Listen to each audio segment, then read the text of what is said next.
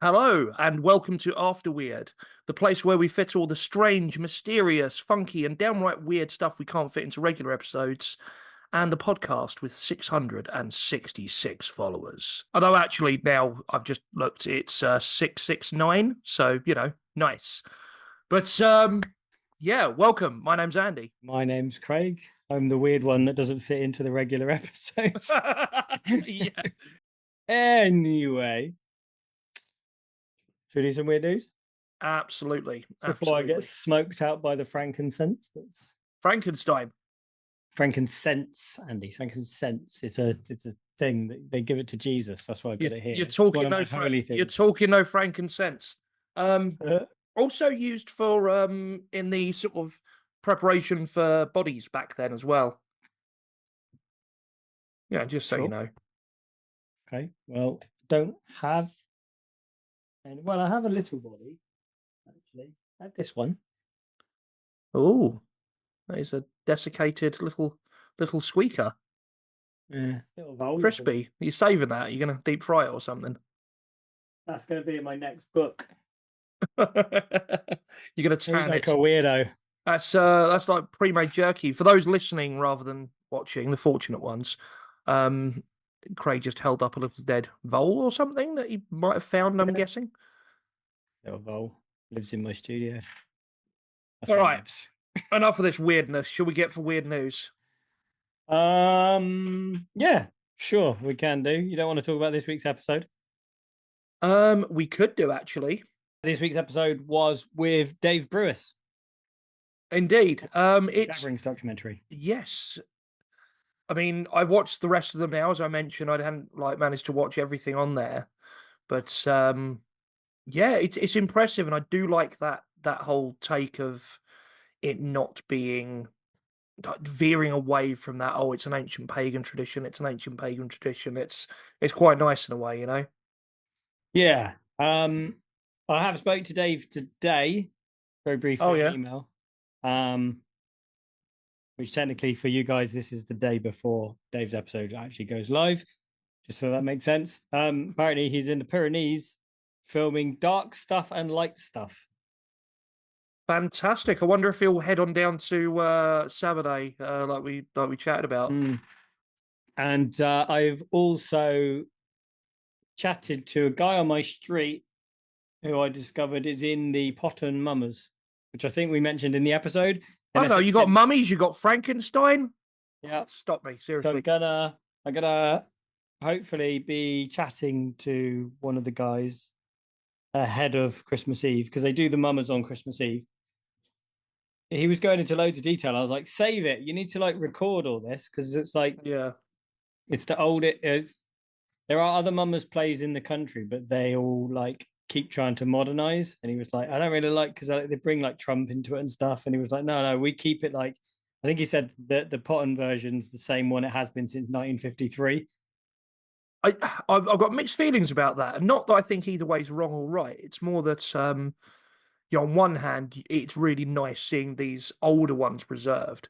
But at the same time, Mama's plays were always historically about like lambasting, sort of Yeah. the whatever was the zeitgeist at the time, be it in the 50s or the 1550s. Weird news. Have you got any weird news? Yes, I'll keep it light-hearted as the mood has been. I have some Um, dark-hearted stories, but I'm going to skip them for today because we've done some fairly dark stuff in recent times. so this one's from the Mirror.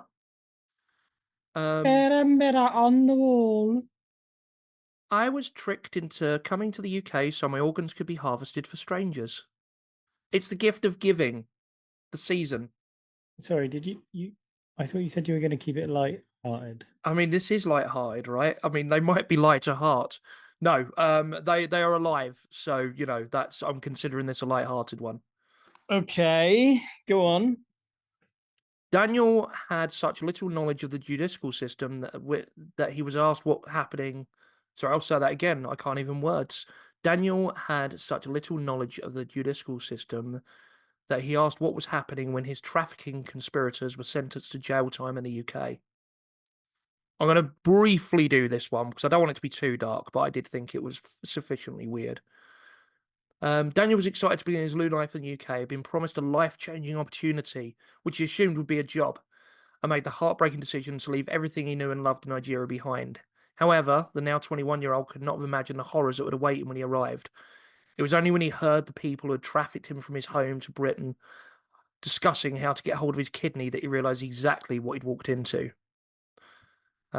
Christina Huddleston from the anti-modern slavery group Justice and Care explained he was going to literally be cut up like a piece of meat, take what they wanted out of him, and then stitch him back up. In Nigeria, Daniel was asked to perform a blood test, which he happily agreed to, assuming it was for his visa application. The truth was far more sinister. It was a check if he was a healthy candidate for donation. So Daniel was placed on a flight. He had a passport but no money, and he was sort of constantly being watched. His traffickers introduced him to Sonia, a 25-year-old Nigerian woman who suffered from kidney disease. She needed a transplant, was on dialysis 5 hours a day, 3 or 4 times a week. It was decided Daniel would pose as her cousin, and a photograph of the pair was taken to prove this story. It's legal to offer someone an organ, but not if it's for financial reward. Organ harvesting means removing part of the body. We know what organ harvesting is. But yeah, he essentially was trained by his traffickers in the correct phrases to sort of give to these medics to convince them he was freely donating this kidney. But they sort of became suspicious, so they stopped before they could really cut into him. So he returned to the flat he was staying in. Two men came to examine him, and when he overheard a conversation about sending him back to Nigeria to remove his kidney, he ran, slept on the streets, and then walked into a police station near Heathrow, and the investigation was launched. They're still investigating certain aspects of it, but yeah, essentially, thankfully, he was sort of thinking, this isn't right, and managed to hightail it out and yeah, save his kidney. That's about as dark as I go today. Good. We obviously have a different we read a different MO, I guess, because we've got a story from the BBC News. I like it. X-Files Dichophony finally hears Catatonia tribute song. Excellent. Was it our version? Yes, he says, I love Wyrd Wessex, and I'm finally glad that they're getting the 666 numbers of subscribers that they require. But then he gave us a like and turned it up to 667 and it ruined it. Yes. So yeah, basically the story is that he was on some I think it was a BBC Wales, an interview for BBC Wales, and they asked about the song if he'd ever heard it, and he admitted that he hadn't. So yeah, I think they played it to him.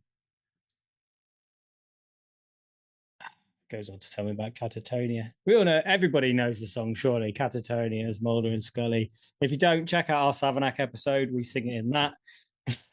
It's not the full version. To do that, you'll have to become a premium weirdo, and we'll croon to you, we'll serenade you. Christ, it says 27 years since the release of the song. Oh, I'm so old. Yeah, he hadn't heard it. He says, I would have remembered that if I'd heard it before. It's catchy. I like it. There you go. I'm glad he enjoyed it. Yeah. I don't know if you have you seen that series that he's got on? I haven't. Amazon Prime. What, X-Files? No. No, he's got a recent series with Jack Whitehall. Okay. Yes, it's called Malice. It's a 6-part series. Plays a millionaire, and yeah, Jack Whitehall's in it, and it's interesting because I've never seen him in like a non-comedic role, but he's not making any jokes or hijinks. In fact, he's quite a nasty character in it. It has some plot holes. I won't say too much in case anyone wants to watch it because it's still fairly recent, but I still enjoyed it. But it does, yeah, there's a few plot holes in it. It's quite fun. Oh, maybe I'll give it a watch. I'm backed up with things that I need to watch. That sounds unpleasant. Yeah. A backlog still sounds bad. Okay, okay. I will. Okay. There's just no recovering from that. I'll I'll put that on the list. I'll put that on the list. Uh oh, I suppose I've got some more weird news here actually. Obviously, you think of this time of year, you think of gifts, you think of nice things like teddy bears, right? This one's from the Huff Post. Adorable AI powered teddy bear pulled after offering this shocking advice. This so called friendly plush toy escalated the topics in graphic detail according to a watchdog group. But what advice? An AI powered take on the iconic teddy bear has been pulled from the market after Watchdog Group flagged how the toy could explore sexually explicit topics and give children advice that could harm them. Singapore based Folo Toys Kuma, a $99 talking teddy bear that uses OpenAI's Chat GPT um, for a chatbot, shared how to find knives in a home, how to light a match, and escalated to talk of sexual concepts like spanking and kinks in graphic detail. Oh yeah, yeah, Andy. What are you doing today? I'm sorry, it's horrible, and no, it's horrible, but at the same time, it's also a little bit funny. Like it does seem like something that was written for a movie, like I don't know Ted or something, right? I mean, it's funny if we get one. How much are they?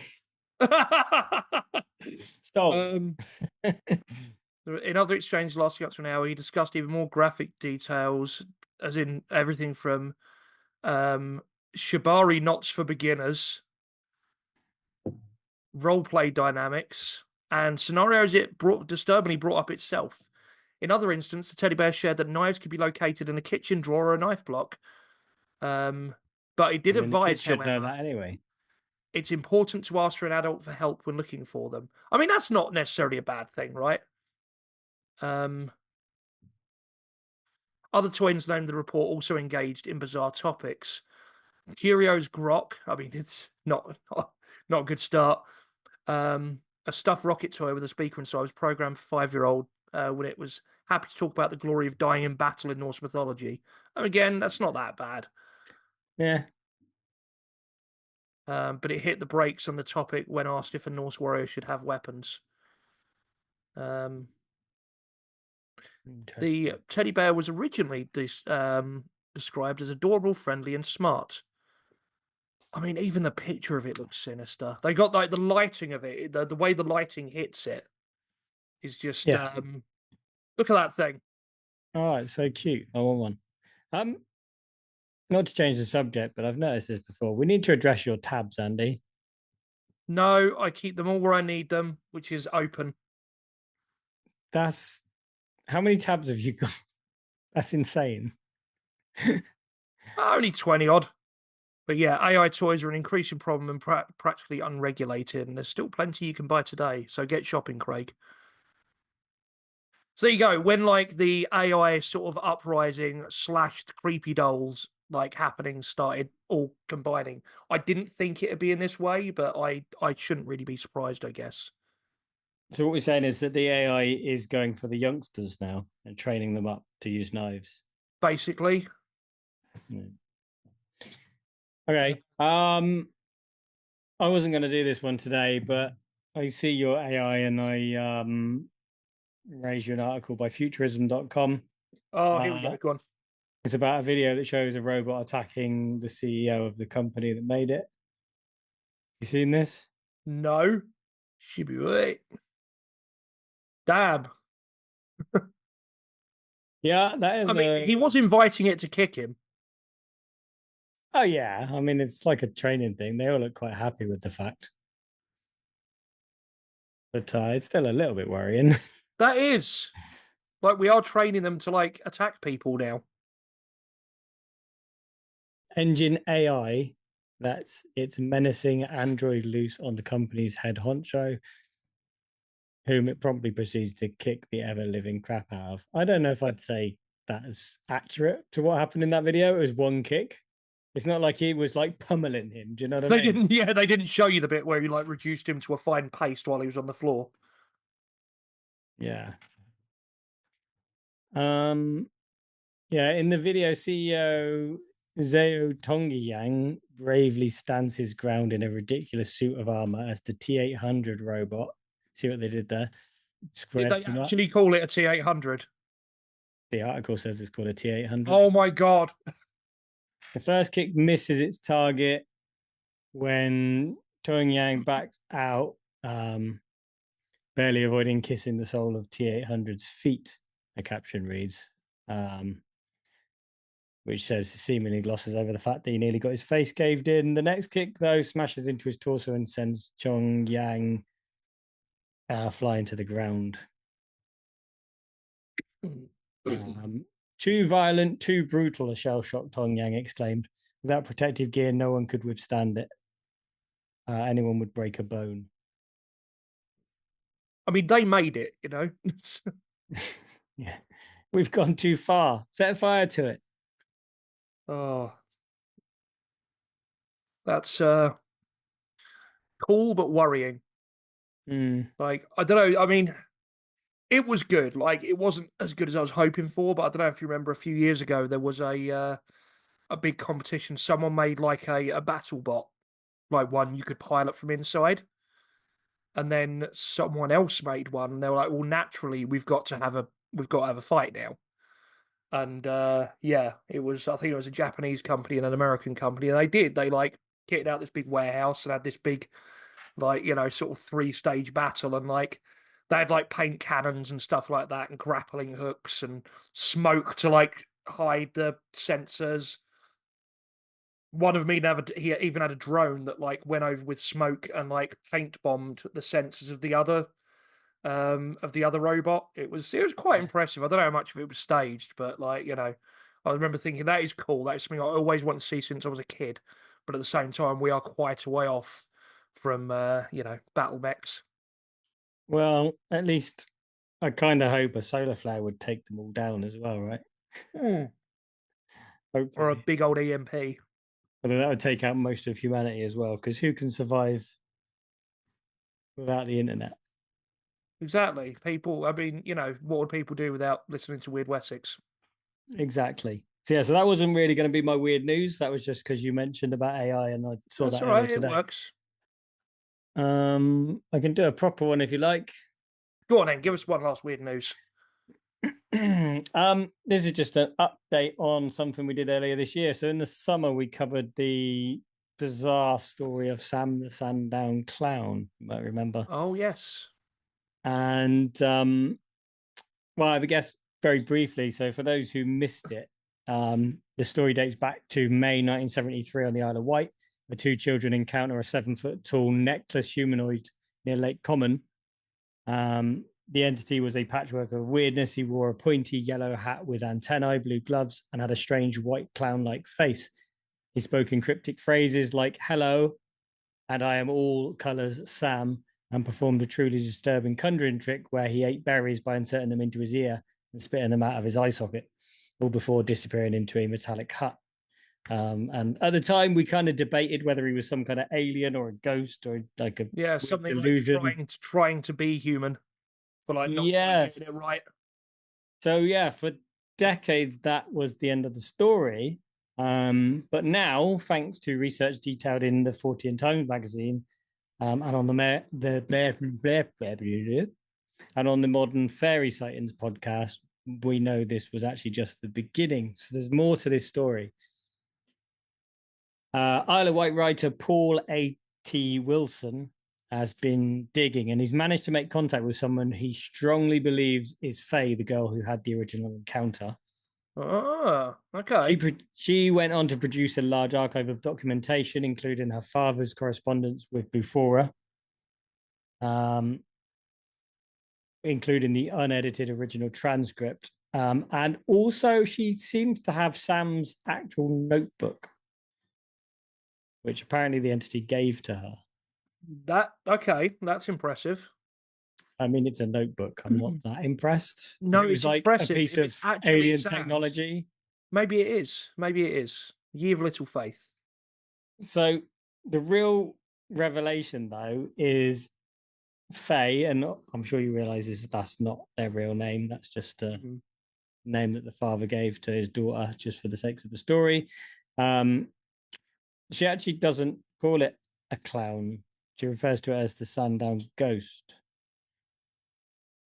Interesting, actually, I didn't make any notes here, but her father leading up to and after this actually had multiple UFO encounters as well. Oh, really? Um, yeah, so there's other activity connected to it. But the main point here, anyway, is that actually the story didn't end where we thought it did because Faye, if we believe this person, there's a couple of things, right? So, first off, do we believe that this guy isn't making the whole thing up? Yeah. Did he actually meet Faye? And if he did meet Faye, then do we believe Faye is the original as well? And then do we believe Faye's story? Just there's so many Yeah, I mean, it was elements to kind of a this. bit out But there even when we first were talking about it, you know? she claims that she met him 4 more times over the following 16 years. So it wasn't a one off encounter like we were led to believe. I mean, what I think what's interesting is that they did disappear after the story became public. They never made money out of it. They never announced who they were. And seemingly they never mentioned that they were still getting contact from the Sandown ghost. So in 1982, Sam reappeared looking, what quotations, fixed, and showed her strange shimmering chalk drawings from a whistle device announcing things are fixed now, I don't have to hide or forage. Hmm. Then on a third meeting in 1983, just a year later, it's really weird. So Faye said she suddenly found herself in a distorted version of the park. It was a kind of interdimensional nexus she described as a cathedral where Sam stood among others of his kind next to doorways that led to stars and Mercury like shimmering dimensions. And while inside, Sam showed her the earth from above and gave her 2 prophecies. The first was that the world will not end in your lifetime. And the Reassuring. second was Europe will not be split for long. Well, I Make of that guess what you will. messages of hope for the Cold War, conveniently. So when did these prophecies come out? So I did listen to the Modern Fairy podcast. I believe he said, although he's only just doing interviews like now and he's doing talks about it, I think he said he actually he met her originally just before COVID. So we're looking about 2019 or so, Yeah. 2020. Um, so these are odd things for her to mention because, yeah, okay, it's one of those where you get prophecies, but they don't tell you till after the event, right? But they're interesting nonetheless. Then in 1984, a year later, Sam arrived looking strangely more human and he gave Faye an urgent warning. So essentially, she was on her way to see her then boyfriend, and he gives her a warning, telling her not to go home, which she does. And turns out that her boyfriend that evening gets arrested. Okay. So it's kind of going down the Guardian spirit kind of realms there, I think. And then in a final visit in '89, he gave her a gentle farewell, but he again invited her into his hut, which she described as an intercity express train for a cup of sweet, comforting tea. After telling her the Berlin Wall would fall, he delivered his final message. This is the last time you will see me until the end. Oh, So, yeah, I mean, what does the end mean? I mean, we know it can't be the end of the world because he's already said back in '83 the world will not end in your lifetime. So presumably he's saying the end of Faye's life. yeah. So whether as she passes or as she's dying, he's going to come back and be with her. I don't know. It's kind of weird. It kind of starts to make it look less alien or ghost and more like a guardian or like a familiar, like people have these guardian spirits and family Yeah. members that kind of watch over them. He seems to be looking out for her. And it'd be interesting to find out when the time comes. I'm not sure how old Faye would be now. It was what, was it 7 in the original story? Yeah, I think. And that was in 73. 50. Yeah, it should be like what, late 50s now? Maybe 60s. So she should have a while left yet. here's Um, hoping. yeah, but it'd be interesting to know whether Sam does return one last time. Need to be As a with her at the end. guardian, you'd wonder, as a guardian, though, why he only comes back at certain times. Like, why say, Yeah, I'm not going to see you now for another 50 years and then I'll be back at the end? Why? yeah. There's is it some mystical reasons for it, or is it just convenience? Like, oh no, you can't meet him because he only comes back every. It's I But he don't came back almost yearly for a while know. Yeah, like and then he after didn't come after the back. event, she told people about it. But the last time she saw him is still like 40 years ago, nearly. So even if this person is bullshitting, why not say he came back in the 90s? He came back in the year 2000 for a Millennium Party. He I don't know, maybe he learned how to eat berries properly. He doesn't need to forage anymore anyway. He buys them, and he's good to go. He doesn't he's too busy eating berries properly. Yeah, That's I my don't know. theory The whole anyway. whole story's very strange and seems to get stranger. I know that as well. The guy did record his interview with Faye, but he's Yeah. not allowed to release the audio. He's allowed to transcribe it apparently, Okay. Interesting. but she didn't want the audio part. I guess they don't want to be identified, right? So, yeah, that's the weird news to end the show, I guess. Yeah. The Sam the Sandown clown, not clown, ghost. What is he? Ghost clown. Ghost clown. Um. Actor of the night clown. Ah. And on that sweet note, I've been Andy. I'm contractually obliged to sing at least one song per episode. All right. This is true. This is true. So, thank you everyone for tuning in, as always. And until next time, Don't blame the elves. don't blame the owls. Blame Sam, the ghost clown.